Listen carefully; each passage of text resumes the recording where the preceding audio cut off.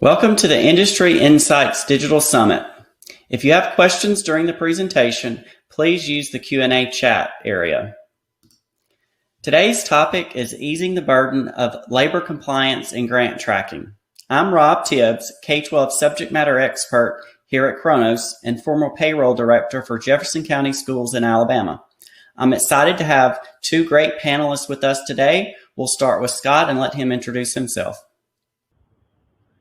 Thanks, Rob. Good afternoon, everyone. My name is Scott Freen. I am a Senior Vice President with McGuire Woods Consulting. I'm also the co-lead of our national education practice. I work with clients like Kronos across states and at the federal government to ensure that their issues are heard. And with that, I'll turn it over to Billy. Hi, I'm Billy Beatty. I am the Director of Business Systems, Payroll, Benefits, and Risk Management for Humble ISD. We are a school district in the suburb of Houston, Texas, and I've been supporting Kronos for almost 12 years now. Great. Thanks, Scott and Billy. So we all know about labor laws and how you're required to pay hourly employees overtime when they work 40 hours or more. We all know about FMLA and how employees, jobs are protected while they're out on medical leave. However, in school districts, given the uniqueness of our industry, how employees are paid and considering all the multiple jobs that they may work, the labor compliance and grant tracking that comes with that, it can prove quite difficult without the right tools in place to manage. So Scott, can you give us some insight into ensuring labor compliance in schools and what districts should take into consideration? Yeah, thanks, Rob. So let me start with the Fair Labor Standards Act, best known as FLSA, which establishes minimum wage, overtime pay, record keeping, and youth employment standards affecting employees in the private sector and at both the federal, state, and local government level. The Wage and Hour Division, WHD, of the Department of Labor administers and enforces the FLSA. Covered non-exempt workers are entitled to minimum wage of not less than $7.25 per hour. This is effective almost 10 years ago now. Non-exempt workers are generally paid on an hourly basis, but they must be paid for all hours worked as well as overtime pay for hours more than 40. However, as you know, most states have enacted a higher minimum wage, and if youth employment laws are considered more protective, the state law supersedes FLSA. We know right now almost 30 states have a higher minimum wage rate, with DC actually as the largest at $15 an hour starting next month, July 1st. Overtime pay at a rate not less than 1.5 times the regular rate of pay is required after 40 hours of work. So hopefully that's helpful, Rob, to get us started. Yeah, that's very helpful. And, that seems pretty basic, and it should be easy to stay on track and stay in compliance. However, we know in K-12 there are many other variables that you have to take into consideration when we think about FLSA, FMLA, and ACA. So, Billy, can you speak to those considerations and how you track employees' work time to stay in compliance? Sure. So we at a school district have a very unique situation where the amount of time that we work doesn't always fall in line with the calendar. So different employee types have different contract lengths, and one of those groups that are non-exempt staff, we actually make it easier on them and annualize their salary based on their scheduled hours that they'll work over maybe 9 months over the course of the year. Now, they're still non-exempt staff, and we have to track their hours to stay in compliance with FLSA. And one of the ways that we do that in Kronos is we have all those staff members clock in and out every day, and there's an adjustment based on their over 40-hour a week or their scheduled hours, whatever it may be. And there's a comp time adjustment that ends up calculating, and we process that into the payroll. Throughout the year, they can gain time into their comp bank, and they can use that as time off. The employee could opt to be paid out on some of their comp balance. And then at the end of the year, we only allow so much time to be carried over into the new year, and we true that up. And it may be that we need to pay out that staff so that they don't carry forward too much into the new year. And that's about how we address it. And we've been doing that for a number of years, and it's been pretty successful. Great, thanks, Billy. So as you all know, working in a school district, it's not just cut and dry where it's over 40 and you pay them overtime. As Billy mentioned, employees are working,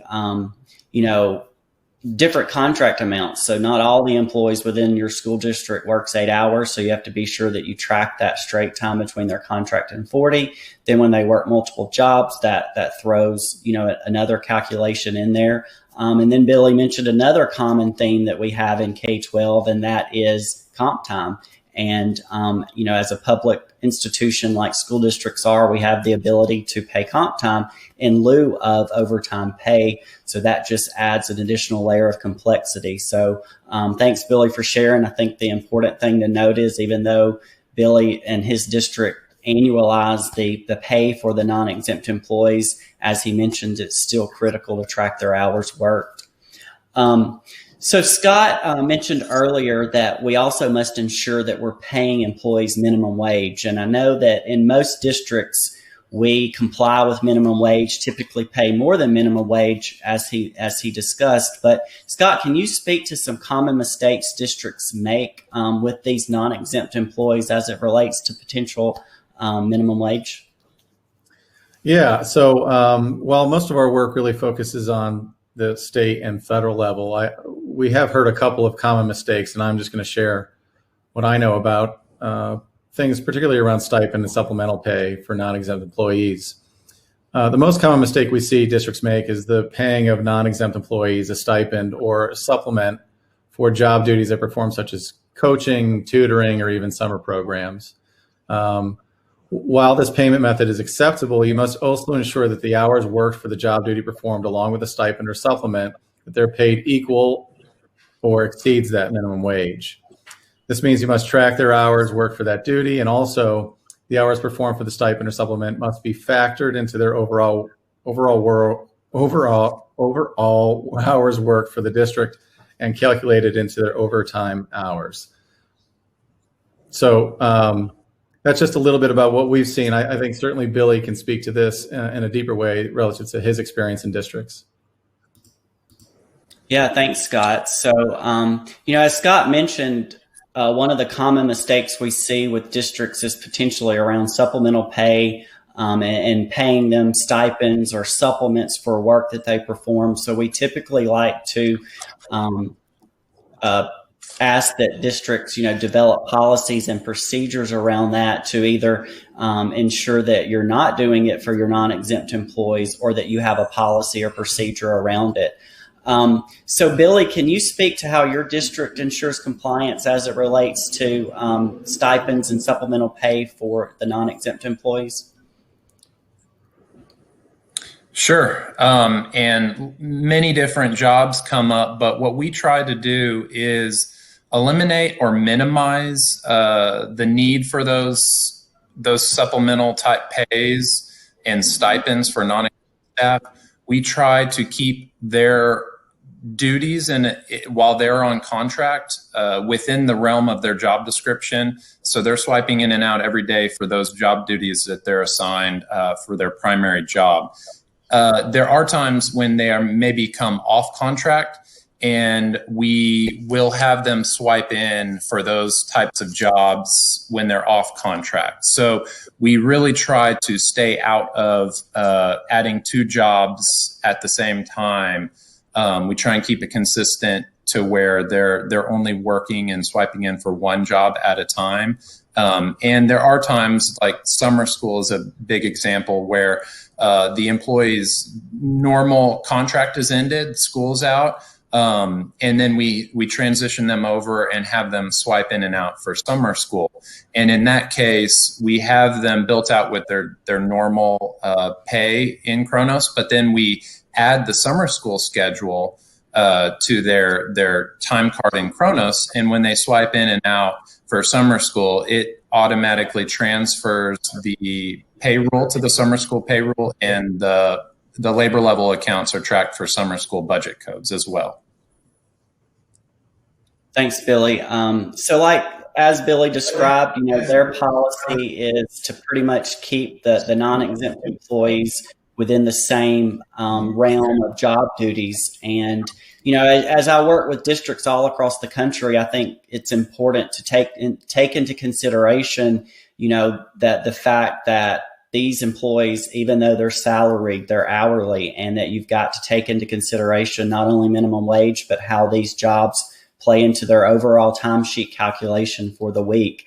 I've had some districts just draw a line in the sand and say that none of these employees can work a stipend or supplemental job. As Billy described, it's the most common way where you work with them, but ensure that it's like duties and it's at the same rate of pay. And then if you, on the other end of the spectrum, if you are going to allow them to coach and do other duties, I think it's critically important that you take these items into consideration, so that you ensure that you're not only paying them for their hours worked and factoring in overtime, but also ensuring that you're meeting minimum wage standards. Because we know, like with the coach, they could work a variety of duties. They could be, coming in for morning workouts. They could do practice in the evenings. Then they have ball games at night. So there's a lot to take into consideration. And all this seems very complicated. So when Scott first started out talking, there were pretty much two simple requirements: keep them, above $7.25 an hour for minimum wage standards, and ensure that you pay them time and a half when you work over 40. But we know in K-12, it's much deeper and harder to track because of all these variables that we're mentioning. So, Billy, can you talk about how you take all this in and ensure that all the time is tracked and paid correctly? Sure. Well, we try to keep everything consistent. Kronos is our system of record for timekeeping, and we try to keep things consistent, not only for our records, but for the employees themselves. So we keep everything in Kronos where we can, and that we leverage the tools that Kronos has as far as schedules and labor level transfers and payroll transfers, things like that, where we can utilize and have people swipe into different type of work, but it's all in the same system. So we try to keep that consistency for the timekeeping. Great. Thanks, Billy. So, as we described, I think the important thing to note is that at Billy's district, and because they utilize Kronos for tracking all of this, they have one timesheet. And I think that's critical, because I know, as a former payroll director myself, and before we transitioned to Kronos, when we were on paper, employees had multiple timesheets because they had their primary job timesheet that they were completing at the school. And then they may have other timesheets floating out there for supplemental jobs they may be doing at other schools or other after school care programs that may be unrelated to their primary job. And ensuring that you blend those together, it's critically important. But as Billy described, within the Kronos solution, you have one timesheet that pulls in all the jobs they work, and it's a seamless connection to the right rate, right GL to your payroll system. But, Billy mentioned one thing that I think is critical, important, that we'll transition to, and that's record keeping, ensuring that you keep sufficient records when you're tracking all of this. So we've talked about FLSA and the requirements to ensure compliance, but what do you have to save, and how long do you have to save it, and what are the record keeping requirements per FLSA? So, Scott, can you, what are the record keeping requirements to track all of these jobs and maintain compliance for potential audits or grievances that may come to a school district in the future? Yeah, thanks, Rob. So I'll talk a little bit about FLSA and some of the records that must be kept for workers. I think there is a really handy fact sheet that's on the Department of Labor website. It's called fact sheet number 21. If you were to Google it, I think you'd find it pretty easily. But Every covered employer must keep certain records for non-exempt workers, as well as display an official poster that you'd probably find in the school office that would outline the provisions of FLSA. And an employer must keep the records that contain certain identifying information, as well as data about the hours that have been worked and the wages that were earned. There are 14 basic records in all, and there's a long list that you'd find on that fact sheet I just mentioned, including such things as the employee's full name, the social security number, birth, date, sex, occupation, the hours worked each day, the total hours worked each week, and then the hourly pay, among other things. For example, the basis on which the employee's wages are paid on the fact sheet, it would say, is it $9 an hour, or is it $440 a week, or is it piecework? And so it just gives you an idea of how you would record that time and do it effectively. We know that employers must retain their payroll records, their collective bargaining agreements, sales and purchase records for at least 3 years. The records on which wage computations are based must be retained for 2 years, such as time cards, wage rate tables, work and time schedules, etc. Importantly, though, FLSA requires no particular form for the records, and multiple record keeping methods are sufficient. So electronic timekeeping methods are also allowed, and it's important to consider this in K-12 as an important item, especially given what's happened with the coronavirus and so many students and teachers working now, learning and working away from home. Employees must approve their timesheets and do so with their manager's consent. So with that, let me hand it back over to you, Rob. Yeah, thanks, Scott. And I think Scott mentioned a very important component that, as I'm working with school districts, tends to sometimes get overlooked, and that's the consideration of employees approving timesheets. While it may not call that out directly in FLSA, it's an important to consider to ensure that you're covered as a district and that you have employees engaged in the process. So, Billy, can you speak to what your process is and how employees are engaged in the timesheet and payroll process? Yes, approvals are important, and it works out best for everybody with employee approvals on their time card. We have a policy where we require the employee to approve on Monday. That way we get the record that they've reviewed, and they authorize their time to go into the payroll. And we utilize the attestation toolkit functionality within Kronos to take care of that. And then following that, on Tuesday, the managers are approving the time card. And the managers are trained and are expecting to see that their employees have put their approval on their time card. And if they did not, then they need to get with their staff and figure out what's going on and why their staff member wasn't able to authorize that time. And then ultimately payroll approves on Wednesday, and that cycle just keeps on going and going. But the burden of proof for accurate time card is on the employer, and it helps us a lot to avoid situations in the future where we have an issue with an employee saying they may have worked different hours, or the time card doesn't reflect what they really did, and the employee's approval on the front end, when the time is fresh and in that week has just completed, has helped us out a lot, and solved a lot of those issues where people come back later on and staff members may have said, no, I think this is not right. We've eliminated those problems with utilizing employee approval and the attestation toolkit.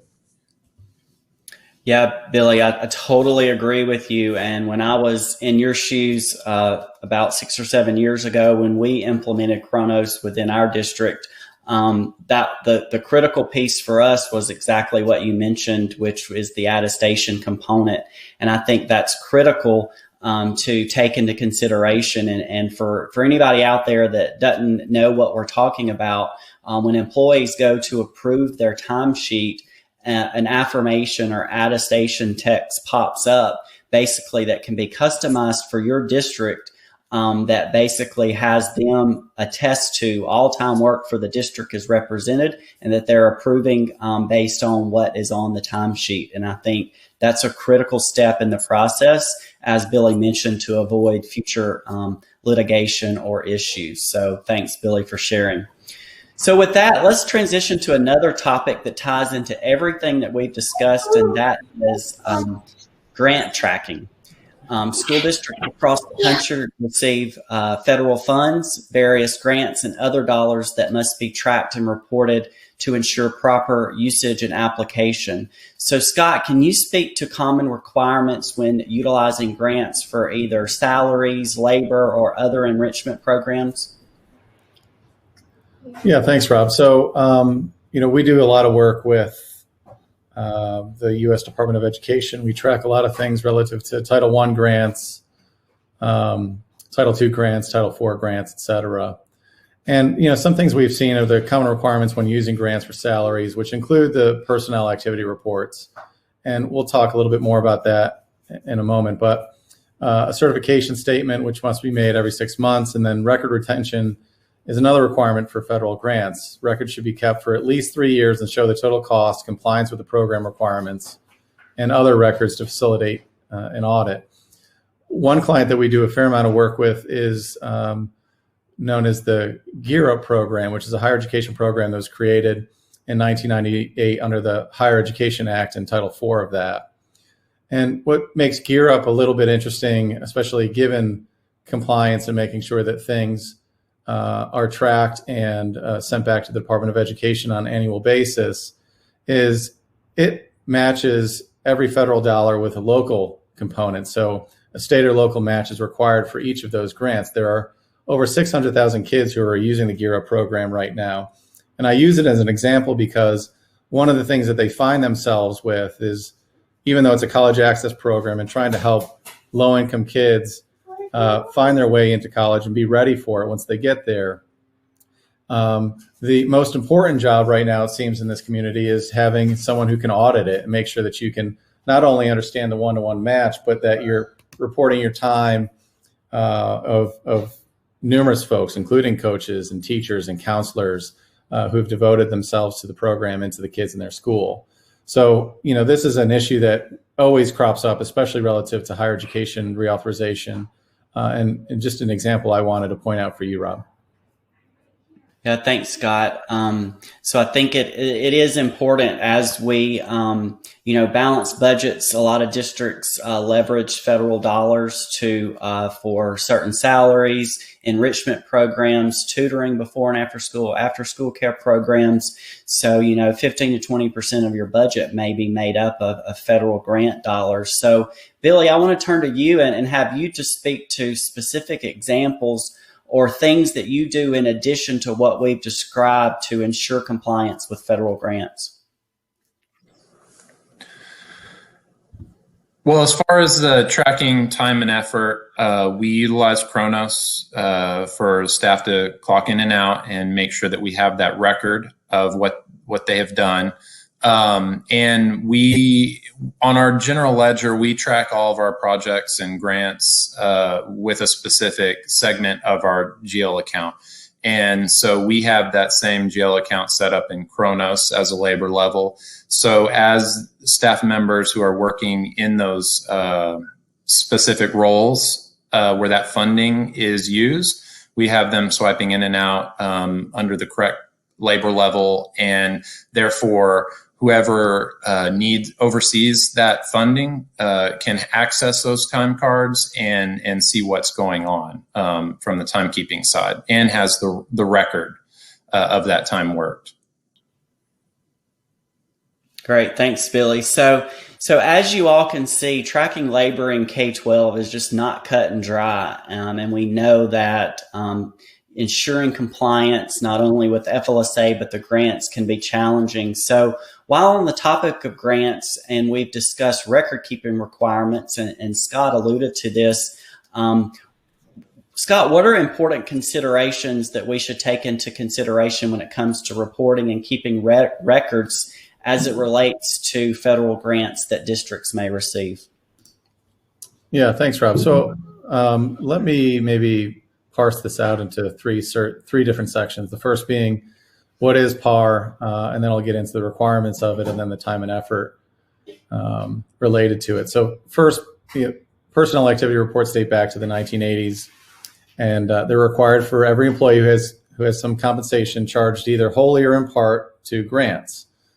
The requirements that you'd find, especially as districts and schools submit their reports, they have a few standards. So one, they must reflect the after-the-fact determination of the actual activity of each employee. Budget estimates don't qualify as support for the charges to awards. They also must account for the total activity for which an employee is compensated. They must be signed by the employee or supervisor as firsthand knowledge of the activities performed by the employee. And then finally, they must be prepared at least on a monthly basis and coincide with one or more pay periods. And then the third thing I'd mention is around time and effort of reporting and approval on a monthly basis. The PAR requires all employees, exempt and non-exempt, whose salary or wages are charged directly back to federal grants. So this would be the case, obviously, with GEAR Up, which I mentioned earlier. PAR is regulated under the Office of the Management and Budget, and you can find there's some helpful tips that you could see on their website. But for what it's worth, it's attachment B of Part 230 under the cost principles for nonprofit organizations. And then finally, PARs are in addition to the requirements of the Department of Labor's FLSA, which we talked about earlier, for the records reporting the total number of hours worked each day by non-exempt employees.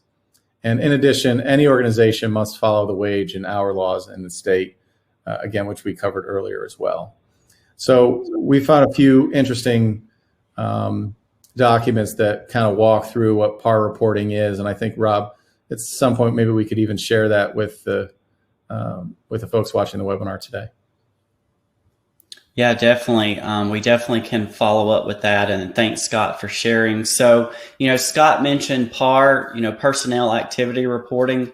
That's a critical piece to ensuring not only compliance with the current year funding, but getting future year funds. And a lot of times that's a function outside of payroll. I know in my old district that was handled in the federal programs department and really was completely separate from, our regular tracking when it comes to FLSA. So as Scott mentioned, just because you break out an employee and do 90% Title I and 10% general fund or 50-50, that's not enough because it requires an after the fact determination, not what you're, estimated to work or what you are budgeted to work. It has to be what you actually did when it comes to that activity for the particular grant. So, Billy, can you speak to, what your district does to ensure compliance around time and effort reporting in PAR?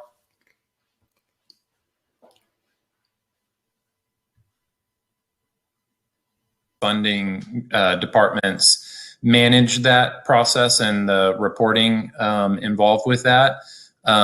It all ends up resolving back to what the employees have clocked in to our timekeeping system, Kronos. But a lot of that work on the reporting and submitting those reports are done by our special programs and federal funding department. Thanks, Billy. So, yeah, I think the important thing that I want to call out is that, while Billy's district has Kronos, they have a workforce management system, and they're tracking the work performed. It doesn't give the layer of detail that they need, and that's handled in the federal programs department. But, what I want to call out is that we can do that within our application. And, with tracking grants, it gets even more detailed because of, like Scott mentioned, you have to do an after the fact determination of that activity. So it's even more of a reason to have a workforce management solution like Kronos. But for whatever reason, as Scott mentioned, PAR dates back to the 80s. Districts have continued to do PAR reporting manual outside of their regular timekeeping process and getting, actual wet signatures for the time, because based on the regulations, that's how they interpret it. So Scott, can you speak to electronic timekeeping such as Chronos? And are they is that an accepted means for tracking for PAR as well as approvals and reporting when districts may be audited? Yeah. So, we've been looking through code and talking with the U.S. Department of Education about this very issue. We know that the Code of Federal Regulations does not provide a description or a definition of the term signature. So, as the term seems to be left open to interpretation, it's reasonable to assume that any valid legal signature would suffice under the PAR requirements. To take that a step further, and again, if you think about where we are in this certain point of time relative to the coronavirus, I think you're trying to figure out more innovative ways and creative ways to meet requirements, but having to do them from home or elsewhere. So we've been in conversation with the U.S. Department of Education, and we've confirmed with them that it doesn't need to be a wet signature, that electronic signatures would be perfectly permissible under the personal activity report. So we'll continue that dialogue with them. They've been great working with us to date, making sure that we're checking all of our boxes, dotting our I's, crossing our T's. And to the extent that more and more districts and schools begin to think about moving from the way we've always done it to a more online type system where you could do things not necessarily always wet, but electronically, hopefully we can make some lives easier in the process. Yeah, thanks, Scott, for sharing. So we're very excited to work in collaboration with Scott and his team and the U.S. Department of Education to confirm that electronic signatures and electronic reporting of PAR is acceptable. And so we're excited to add that to our solution to enable federal programs departments to automatically have visibility into the time worked and allow employees to individually log each day's activity to be in compliance with PAR. And then, much like Billy described in the normal payroll process, they can attest to the time and effort portion as it relates to PAR, so that districts are prepared for their annual audits that the auditors will ask for, as well as if you're monitored by the state or federal oversight group, they will definitely ask for this as well. So we're excited to add that to our offerings as it relates to our Chronos Time for School solution.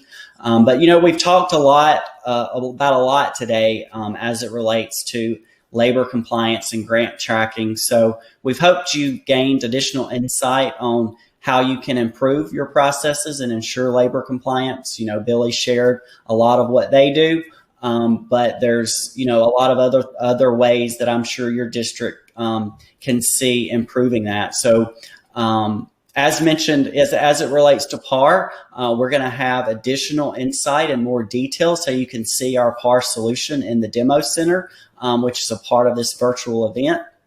So we're excited to share that with you, that you can reference there. But again, thanks Scott and Billy for sharing today. And if you have additional questions, we'll be in the lounge to answer any additional questions you may have.